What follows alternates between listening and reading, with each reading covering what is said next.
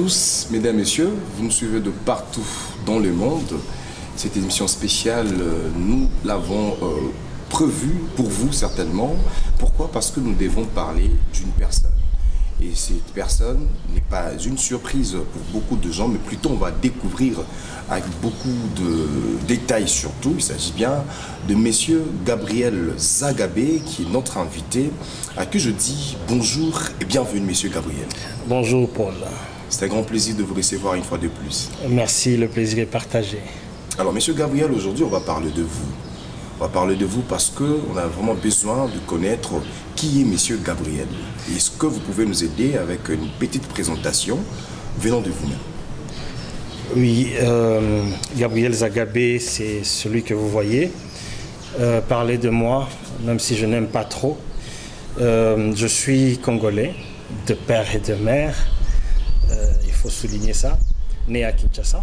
Je suis né à Mbinza Ozone. Je fais vraiment ma petite enfance dans ces milieux-là. J'ai étudié dans des écoles de ces milieux. Bobo Koli à Delvaux. À un moment, j'étais à une école complexe scolaire Mamako. Je fais ma petite enfance. C'est là où je vais vraiment dans cette tendre enfance. Et puis après, pour des raisons professionnelle, la famille a été mutée vers l'est du Congo. Ça, c'était en 1994. Papa travaillait, mon père, paix à son âme, travaillait avec Feu de Kolo Nsano, avec la banque de Kinshasa.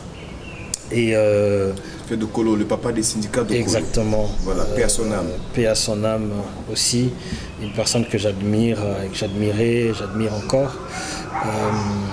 Peut-être un jour on parlera de ses œuvres culturelles, évidemment. Voilà, mon père a travaillé avec son papa et on coïncidait souvent avec les syndicats parce que les agents de la banque de Kinshasa, M. De Kolo avait développé une manière de gérer le personnel comme une grande famille. Alors pendant les foires de grandes vacances, on se retrouvait avec les enfants des agents et même des cadres. C'était une belle époque, c'est dans cette ambiance-là qu'on a grandi et je disais que nous partirons vers l'Est. Il faut souligner que mon père, il n'était pas dès le départ du monde économique, il vient du monde militaire, je suis fils de militaire. Bien formé, parmi ceux-là qui ont été vraiment bien formés, juste après que le Congo soit passé de la Belgique, c'est-à-dire Congo belge à notre Congo actuel après l'indépendance. Et il était parmi ceux-là qui ont été formés en ces temps-là. Il est lui-même fils de militaire aussi. Son papa était il n'était pas très gradé, il était en tout cas, je crois que c'était un sergent, mon grand-père, mais il a combattu la Deuxième Guerre, pendant la Deuxième Guerre mondiale, aux côtés dans la force publique. Ces bataillons qui ont fait parler le Congo et ses militaires dans les pays voisins comme en Éthiopie et ailleurs. Mon grand-père était là, j'ai même un oncle, le petit frère de mon père est né au front. Pour la petite histoire, on l'a appelé Alouma. Alouma un peu parce que allemand en français, le nom de l'allemand, vous vous souvenez de la guerre, Mussolini, côté Italie, etc. Les Allemands et les Belges, ils étaient au front. Alors les noms sûrement devraient l'avoir marqué. Il dit voilà, j'appellerai par souvenir mon enfant Alouma. Mon oncle, il est encore en vie, Donc c'est ça. J'ai fait mes études à l'étranger pour des raisons que je vous dirai peut-être après. Je suis sûr qu'on en parlera. Donc j'étais obligé de quitter le pays et à l'extérieur, je me suis fait former dans principalement deux domaines, l'économie, disons, des entreprises, ce qu'on appelle ici gestion des entreprises. Et les sciences politiques. Mais dans la gestion des entreprises, j'ai mentionné, je me suis plus approfondi dans l'économie des entreprises, où on développe des questions liées à la bonne gestion, à la structure. Et c'est là que j'ai appris à diriger. Et je suis donc entrepreneur. Je dirige une boîte une boîte, un groupe de sociétés espagnoles, de droit espagnol, qui s'étend dans plusieurs pays, notamment la RDC, mais aussi dans les pays de East Africa, dans quelques pays de l'Afrique de l'Ouest, mais aussi en Amérique latine. Donc je vis en Espagne. Le lien avec les mondes hispaniques est vraiment fort. J'ai 25 ans en Espagne, j'ai plus vécu en Espagne qu'au Congo, vous voyez. Mais aussi en étant les ailes vers en fait les économies émergentes, hein, la Chine, en fait le monde des Émirats arabes.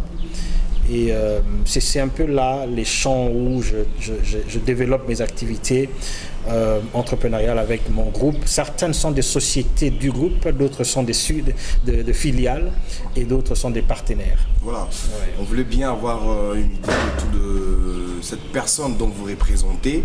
On sait comprendre qu'il est tellement long votre parcours, mais ici, on va vous poser quelques petites questions pour avoir plus de clarité. Vous avez quitté Kinshasa pour l'est du pays. Est-ce que c'était un voyage de service? Vous avez dit tout à l'heure que votre père fut militaire. Vous êtes fils d'un militaire et petit-fils même d'un militaire aussi. Ces voyages étaient pour quelle raison? En fait, mon père a laissé l'armée trop tôt, en tout cas à mon avis. Je crois que ça n'avait pas trop marché avec le régime Mobutu. Du président Mobutu. Ils avaient même fait certaines formations ensemble. Hein. J'ai gardé en mémoire des photos où ils étaient au champ de tir en train de faire des tirs, lui et le président Mobutu à côté. Okay. Je gardais vraiment, c'est une photo que je l'ai perdue, j'aurais bien le gardé, bien voulu la garder. Bien illustré cela. Ah, ouais. Oh. Ils étaient en tout cas les deux, un genou par terre, un autre genou, alors ils avaient des fusils. Les deux en tout cas à côté. Il a travaillé un moment aux côtés du président Mobutu, mais ça n'avait pas trop traîné. Je crois que les visions n'ont pas marché ensemble, vous voyez. Et il a rejoint le monde, la vie civile, et puis il a vite rejoint le monde de finances. Les finances, la banque, en l'occurrence la banque de Kinshasa, la banque de Kinshasa de Kolonsanu, comme je disais.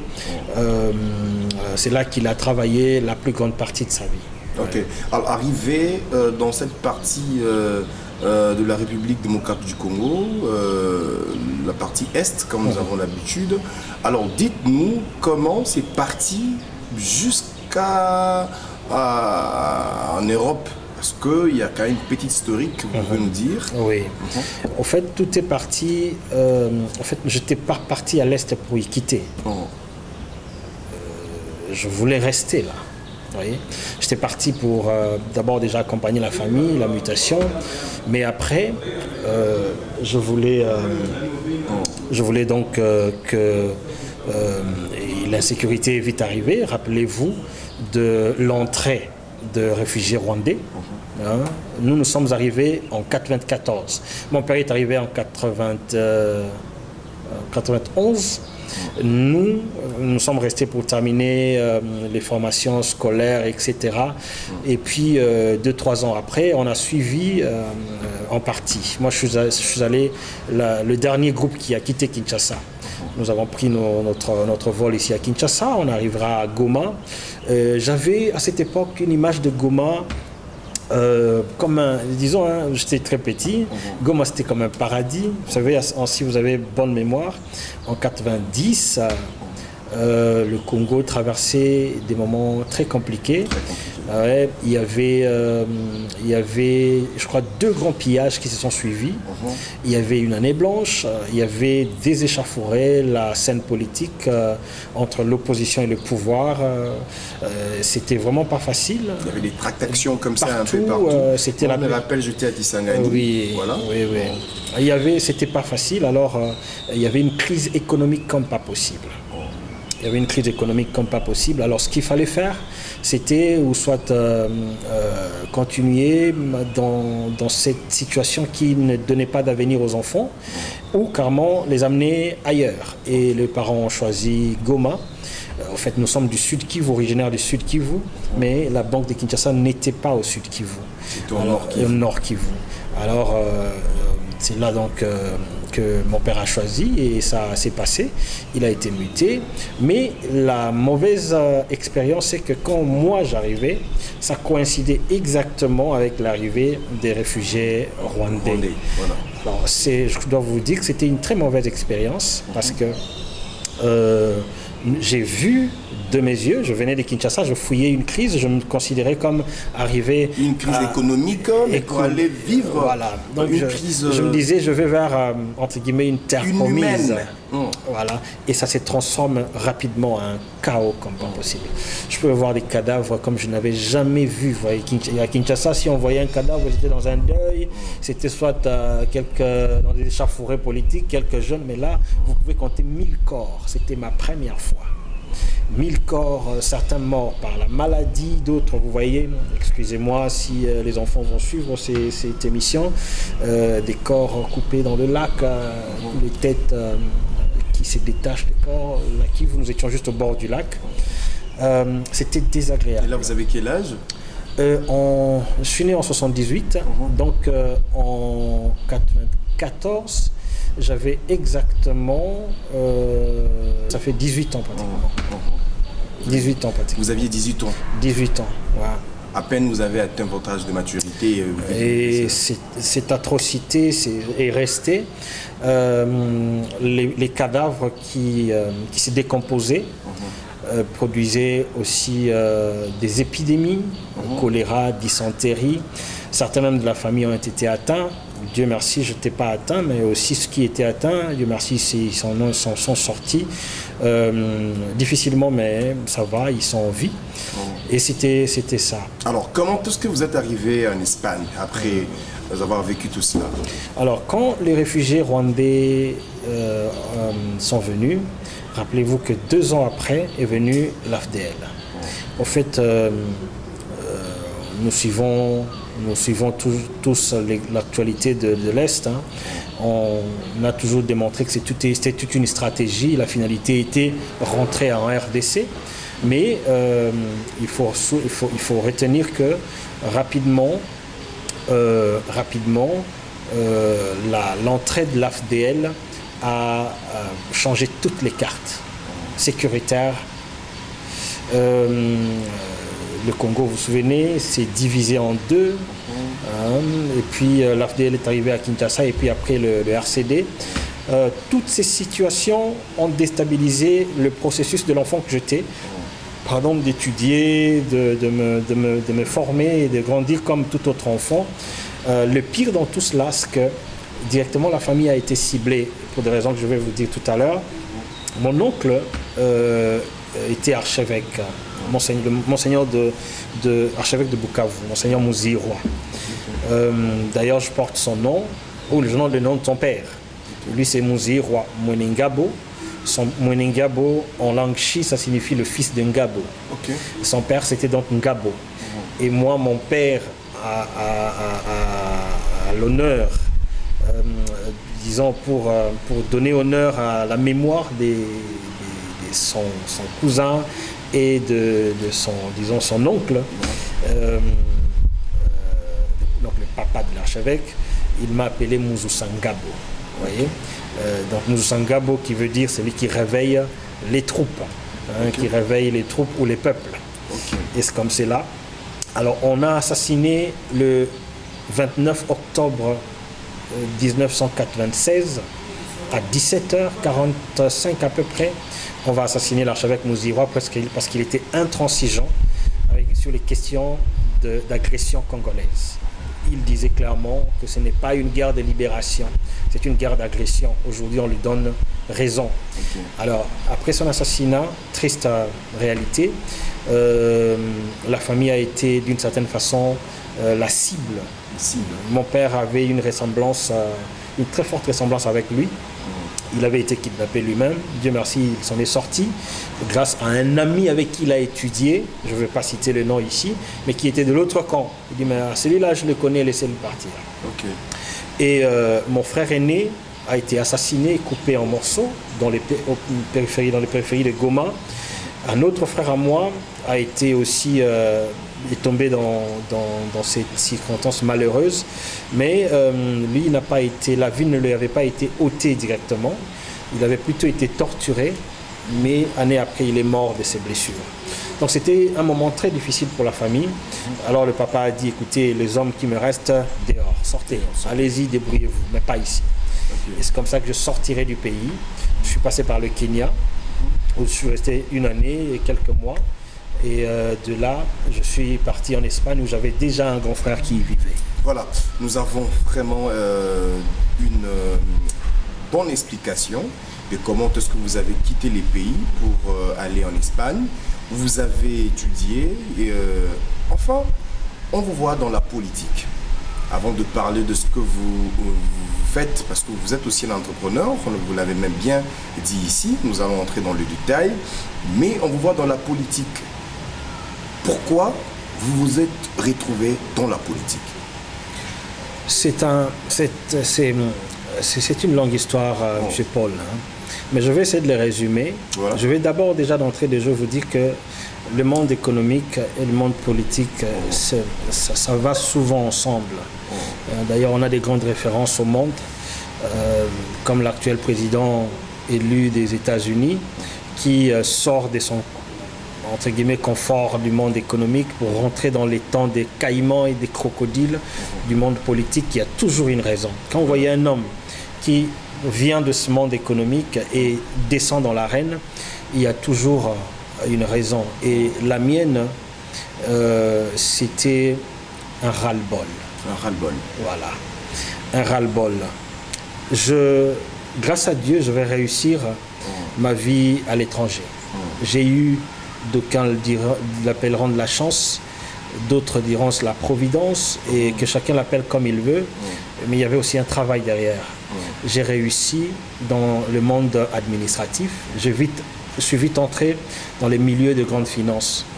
En tout cas, je n'ai pas honte de dire mes débuts. Hein. Moi, j'ai commencé trop bas en Europe. Je n'ai pas honte de vous dire que mes premiers papiers en Europe, donc je suis arrivé avec un visa qui expirait en 6 mois, 3 mois et renouvelé pour 3 mois, 6 mois. Mes premiers papiers, je les reçois avec un contrat de domestique. Ok. J'ai pas honte de le dire. Hein. Vous avez travaillé comme domestique? Non, je n'ai pas travaillé. Comment? Expliquez-nous un peu. Oui, oui. Pour avoir de papier en Europe, généralement, on vous demande un contrat de travail. Alors, personne ne voulait me faire de contrat parce que je n'avais pas de grandes relations là-bas. Okay. Alors, une personne de bonne foi, il dit, écoutez, je ne peux pas te faire un grand contrat parce que je n'ai pas d'entreprise. Est-ce qu'un contrat de travailler chez moi, ça te va? Ça te va? J'ai dit, ça me va. J'ai eu mes papiers avec un contrat de domestique. Et de là, 5-6 ans après, j'étais dans les grandes administrations. Cette personne-là, Dieu la bénisse, il m'a juste donné cette passe qui m'a fait... Voilà, j'ai pris vraiment l'ascension. Alors le parcours, l'ascension était rapide. Ça n'a même pas attendu que je termine les études. Moi, les études, je les fais en saut de kangourou. Parce qu'il fallait travailler, bosser un peu, payer les études, bosser. C'est comme ça qu'a été ma vie. Et j'ai pris ces rythmes, je n'arrête plus les études, je ne fais qu'accumuler et accumuler. Alors cette personne-là, en faisant ça, ça m'a permis de trouver le travail, me payer les études, mais je vais vite être recruté dans le monde le monde administratif, parce que j'avais, c'est là que je le découvre même, je ne le savais pas, j'avais une facilité de langue. Voilà. J'avais une facilité de langue. J'ai appris l'espagnol dans 3 mois. Vous parlez combien de langues déjà? Maintenant, je dois être 8 ou 9 langues. 8 ou 9 langues. L'espagnol, le français, l'anglais? J'ai l'espagnol, l'anglais, le français, le portugais. Je communique assez bien en italien. Et si vous mettez nos langues africaines... Voilà, ça vous fait dans le 8. 8 ou 9, je crois. 9. Voilà. Alors, donc, j'ai vraiment beaucoup de facilité. J'apprends même le chinois, le mandarin. Ça, c'est pour des raisons professionnelles. Sérieux ça? Oui, oui, oui. Si vous savez quelque chose, on peut quand même se saluer. Donc, les langues que je vous dis en dernier lieu, ce sont des langues que je ne maîtrise pas beaucoup, mais que j'apprends. Donc le chinois et le Deutsch, l'allemand. On va fermer la parenthèse. En ce qui concerne la politique, je pense vous prendre à la fin. Mais puisque vous êtes un entrepreneur et tout ce que vous avez étudié, vous êtes dans le monde des affaires actuellement, ça passe bien, ça va bien avec vous. Comment vous trouvez l'entrepreneuriat congolais? Parce que vous avez plus évolué à l'étranger, vous investissez aujourd'hui, que ce soit dans beaucoup de pays, au Congo aussi, vous investissez, mais lorsque vous êtes arrivé pour la première fois où vous avez dit, bon, je vais investir chez moi au Congo, comment vous avez trouvé l'entrepreneuriat congolais? C'est de là qu'est venu les ras-le-bol. C'est de là qu'est venu les ras-le-bol. C'est de là qu'est venu les ras-le-bol.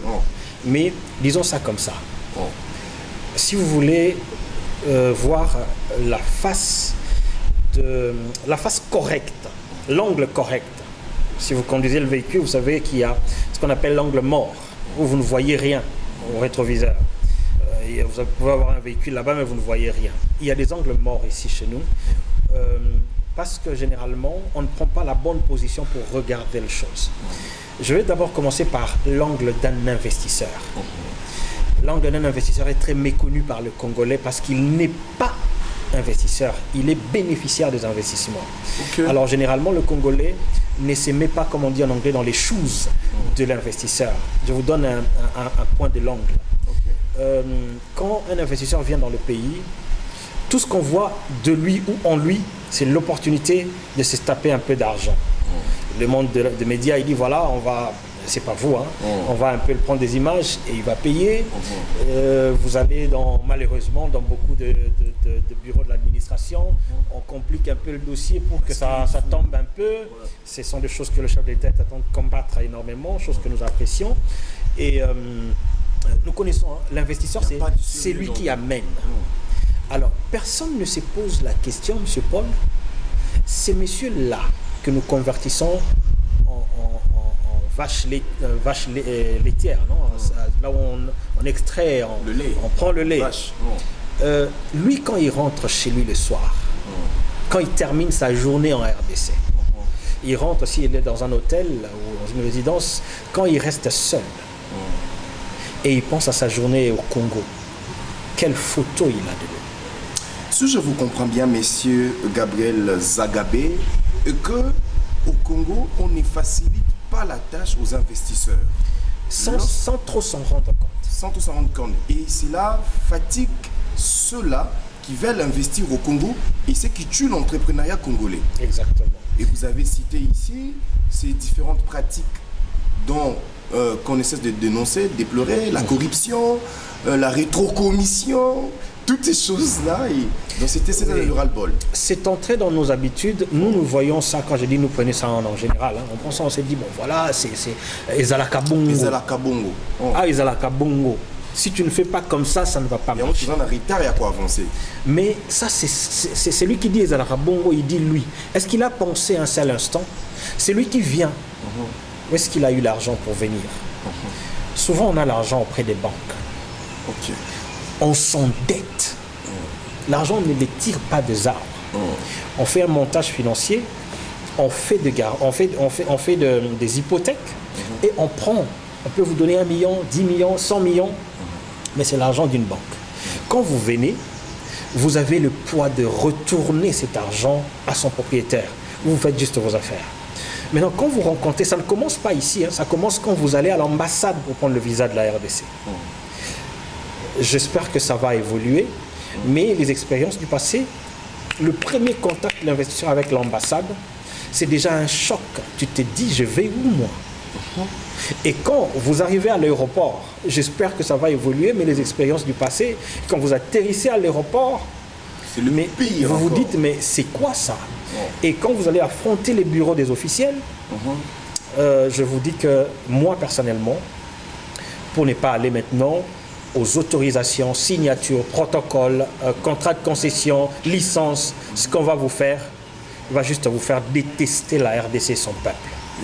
Pourquoi je suis venu? Alors, puisque c'était un ras-le-bol, et par ces constats-là, vous avez mis en place un parti politique. Ici, excusez-moi, j'ai vraiment envie de poser des questions. Et ces partis politiques, on vous a vu, vous, ne pas se mettre au devant de la scène. Vous avez plus placé de gens dont vous avez accompagné, que ce soit pendant les élections, quel était le mobile justement de cette initiative? Vous mettez en place un parti politique, mais vous accompagnez les Congolais. C'est quoi les mobiles? Évidemment, mon ambition n'était pas moi prendre quelques postes ou fonctions. Mon ambition était que les choses fonctionnent. Parce que je vous disais, un ras-le-bol. J'ai vu comment toutes les bonnes intentions, j'amenais des sociétés. Et je veux vous livrer une confidence. Je n'avais jamais rapatrié mes bénéfices du Congo vers la société matrice en Espagne. Ah bon? Jamais. Je le fais ailleurs. C'est que je crée comme bénéfice, je le retourne à la matrice. Mais tout ce que je gagnais ici, en RDC, je ne l'avais jamais parce que je le réinjectais dans les jeunes. Ces jeunes que vous voyez à mes côtés, beaucoup, ils sont nombreux. Et aujourd'hui, ce sont des jeunes qui évoluent. J'ai souvent l'habitude de donner l'exemple d'un jeune homme, il va m'excuser, en tout cas de citer son nom, Amani Bouligo, qui a fait ma fierté. Il m'a invité au salon d'emploi, le plus grand salon d'emploi des Goma. C'était il y a un mois à peu près. C'est passé dans les médias. Ces jeunes hommes étaient parmi ceux-là qui ont bénéficié de ce que j'ai gagné comme bénéfice, que je réinjectais dans le jeune. Alors quand je vois un système qui veut m'écraser, à ce moment-là à l'époque, veut m'écraser parce que je suis en train de créer de la valeur et richesse et qui bénéficie aux jeunes. On ne veut pas de ça. Je me dis, mais c'est comme une maman. Vous avez vu déjà un animal qui met bas et puis il veut bouffer ses propres enfants. Vous voyez, ses propres petits. Et c'est ce qui m'est arrivé. Je voyais comme si c'était une mère qui voulait bouffer ses propres petits. Et c'est à ce moment-là que je me suis dit, ça ne peut pas continuer. Et ce qui est pire, j'ai connu le kidnapping, j'ai connu l'empoisonnement pour des raisons de création de valeur et richesse. Est-ce que vous vous sentez fatigué ou vous allez continuer? Je vous dis vrai, physiquement, je ne me sens pas fatigué, mais je me sens usé. Usé. Écoutez, l'énergie sort toujours du dedans. C'est la flamme, le feu qui est là, qui nous pousse à continuer.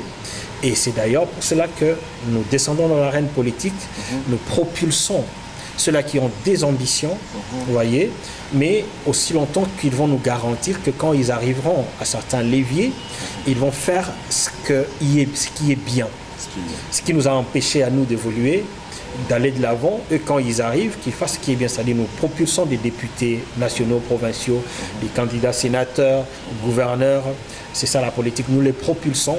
Et j'étais évidemment derrière les rideaux parce que, au fait, moi je suis entrepreneur. Mais avec un idéal. Exactement. Un changement à la base de la manière de faire. Ceux-là qui travaillent sur les lois, ceux-là qui travaillent sur son application, l'exécutif, etc. etc. Et c'est ça pourquoi, la raison pourquoi j'étais derrière. On va chuter avec vous parce que nous sommes arrivés à la fin. Alors vous allez nous dire quelle représente la jeunesse pour vous et nous dire votre dernier mot pour cette émission spéciale. La jeunesse congolaise, c'est le présent et le futur. Notre pays a connu une histoire assez compliquée. Nos aînés ont eu des challenges et n'ont pas, pour la plupart, été à la hauteur pour mettre le pays sur orbite.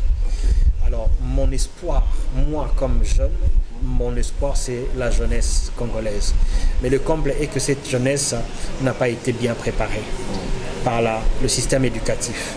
Alors, on doit trouver la façon de récupérer cela dans les présents et les tout petits qui naissent aujourd'hui, voir comment les projeter dans des conditions beaucoup meilleures. Voilà, alors votre mot de la fin pour ce numéro spécial. Le mot de la fin, le Congo a un avenir radieux. C'est par le travail acharné, le travail non interrompu, que nous allons pouvoir vivre ces beaux rayons de soleil qu'avait prophétisé Lumumba, notre héros national. Merci beaucoup, monsieur Gabriel Zagabé. Ce n'est qu'une partie remise. On avait vraiment voulu parler de vous d'abord, avant de prendre d'autres numéros, qu'on aura le temps de vous suivre de près, de par les activités dont vous organisez, que ce soit dans l'entrepreneuriat ou tout comme également dans la politique. Mesdames et messieurs, ça n'est fini pour aujourd'hui. Je pense qu'on se retrouve très prochainement. Et ça sera un numéro spécial de plus encore. Mais jusque-là, continuez à nous être fidèles. Bye bye.